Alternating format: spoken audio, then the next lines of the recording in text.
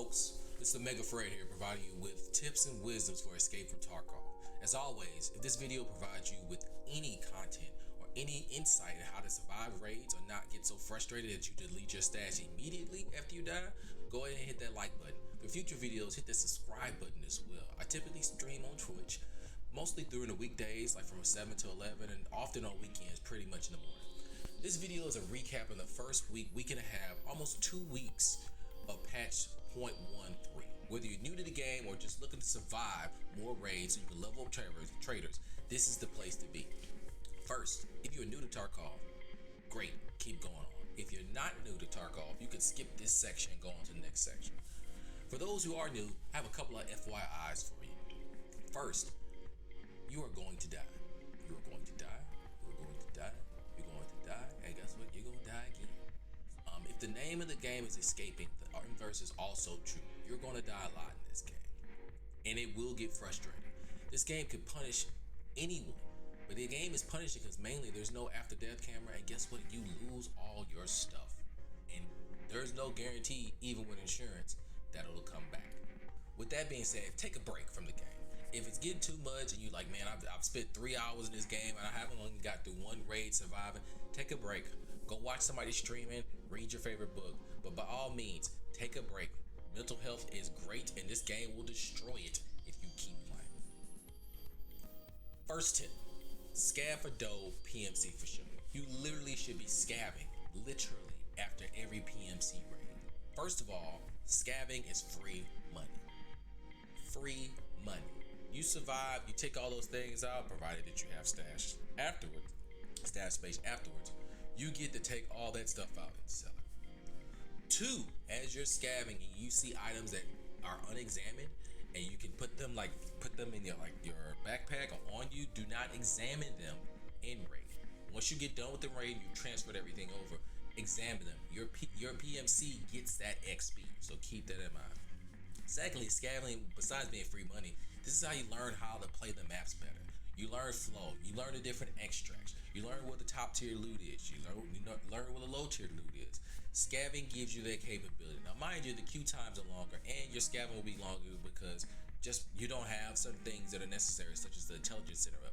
However, I strongly suggest that after each and every raid, you scab. This is how you make your money in this game. This is how you make your money early on without risking losing your PMC. Learn map flow. Map flow is one of the critical parts of this game because you can literally spawn in and be killed within 30 seconds depending on when you spawn on which map.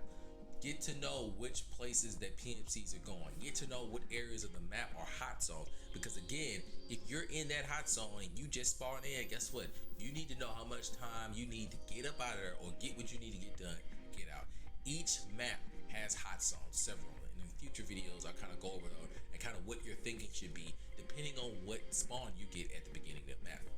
But again, the times that I've died is because I did not understand the map flow early on and I went somewhere I shouldn't pretty quickly. For example, everyone was doing pocket watch about a week and a half ago. Guess what? I went to do pocket watch one time, had the perfect spawn of smugglers, ran over there, got popped. Another time I had the perfect spawn. I was down by RUF roadblock, ran up, got popped. What I would suggest is waiting. Typically most PMCs are gone within 20 to 25 minutes. It's okay to rat it up and hang out in the bush somewhere or a place you know no one's not coming. Get your item and get on out. Third tip, sound is your friend. This game is all about information acquisition and information. And how do you use that information to better you? You need to know the sound of metal, water, wood, plastic. You need to know the sound of gunshots. How many gunshots are going off? Where are these gunshots going out around the map? Which will let you know where players are going, which feeds back into tip number 2, map flow. Additionally, sometimes you need to slow down and let traffic cool down because of how many gunshots are going on at the same time. Easily, when I load in on certain maps, for example, factory, I know factory in my head has 6 people. I'm one of the 6 people. I came in myself. There's 5 other individuals. If I have 2 separate gunshots going on at the same time, and then later on one of the gunshots stops and the other one keeps going, I can assume one of those people died. So now instead of there being 6 PMCs or 5 PMCs that I have to deal with, only to deal with 4. This is the type of information that you need to keep in mind at all times. Is where is this sound coming from? How close is someone? How far away is someone? Or particularly because the AI scavs are pretty cracked out right now, how far are these scavs from me? Or where are they at so I can quickly take them out before they take me out? Because no one wants to deal with the shotgun scav. It seems to be taking all of us out. Fourth, in relation to sounds, learn callouts.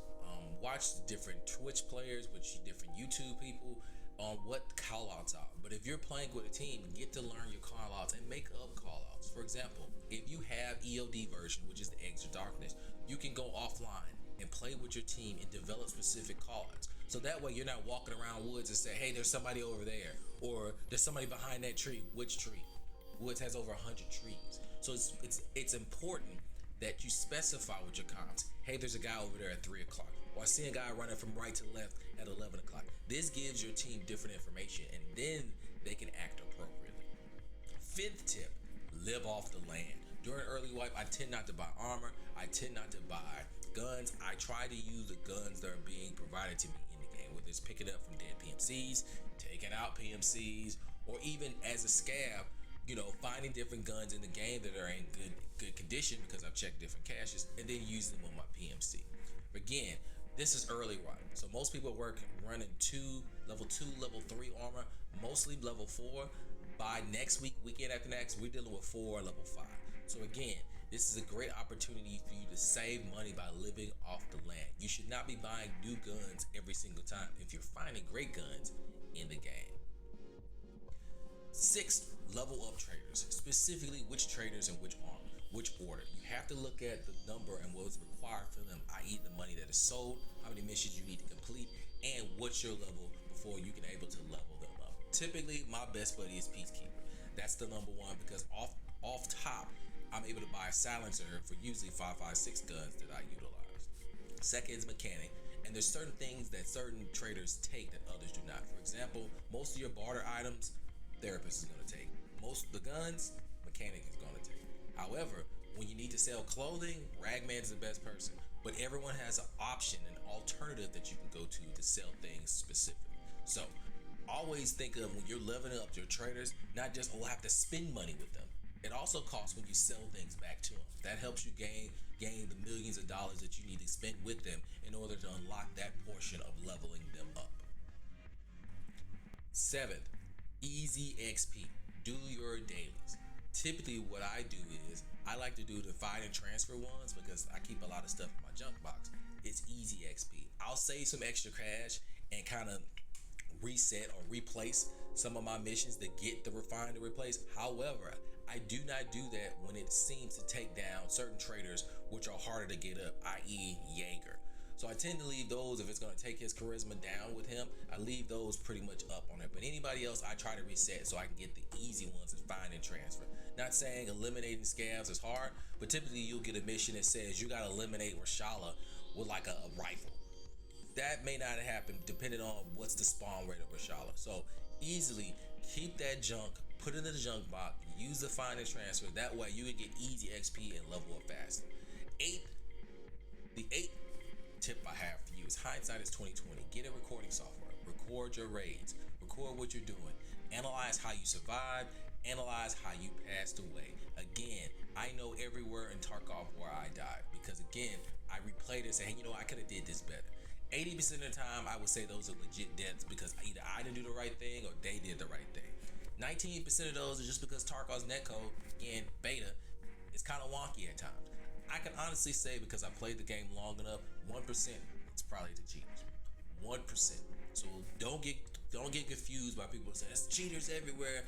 It ranges on time of the day. We're serving on things of that nature. Again, you need to pay attention to how you die, but also how you survive and what you did right, what you did wrong, so that way you can increase your ability to survive and get missions done. Because ultimately, that's what some of us are here to do. It's just to get missions done. Number 9, and this is a big one right here. Most people say it's not gear fear. Yes, it is gear fear. People are afraid of losing their gear. People are afraid of this game. This is a terrifying game. I never forget when I started playing Tarkov and I was like, oh, you know what? I'm gonna go to this place called the Resort. Because it looks like a nice place to go. It's on shoreline. Get into the resort, made it through, looked at my map because I could keep a map on the second screen to figure out what I was going. Popped, didn't know where. Scared the daylights of me. I don't think I played the game for 2 weeks after that. Took me 2 weeks to get back in. You're gonna lose gear. But as I say to most people, Tarkov give it, Tarkov take it away. I've found $1 million kits, I've lost $1 million kits. You have to keep in mind that the longer you play this game, the odds are you're gonna find more gear and replace the old gear. Don't be scared to run your gear. Run your gear. It's always on loan. It was never yours to begin with. It won't be yours as you get to wipe. And again, we're gonna wipe eventually anyway, so you might as well use it. Lastly, I want to stress this to people: take breaks. Again, you think that people are playing this game all day? Some people are. They're not touching grass. Go do something else besides Tarkov. Appreciate the game. It is a punishing game. Is it a fun game? That's questionable. But go take a break. Whether it's a day break, hour break, week break. Some people get to a certain level and guess what? They just stop playing until wipe. Take your break. It's healthy for you. One more bonus tip for you all. People are always asking, should I get the EOD version of this game, which Edge of Darkness, or should I buy the game at all? First thing, if you enjoy playing first-person shooters that are immersive, get the game. If you like looting things and hoarding things, get the game. If you like getting missions done, i.e. RPG style, get the game. If you like punishment in a game, get the game. If you're thinking about getting the EOD, if you play this game longer than one wipe, the EOD will pay for itself. Not only in the extended stash base, but also, guess what? It raises up your ranking with vendors a lot faster than if you had to start from scratch with a standard account. So again, I've played this thing for a couple of wipes.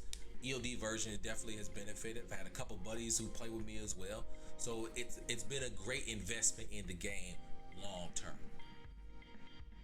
If you made it this far, I assume you enjoyed the video, and I hope you gained an ounce of knowledge that will help you survive the next raid. Again, my name is Omega Fred, or just Fred for short. Check me out on Twitch, weeknights, weekends, playing this game mostly. I do other games every once in a while, but this is my main jam right here. Hit that subscribe button, hit that like button, tell a friend, but also leave a comment. What tactics do you use to survive early wipe? What guns are you using early wipe? Again, comments are welcome.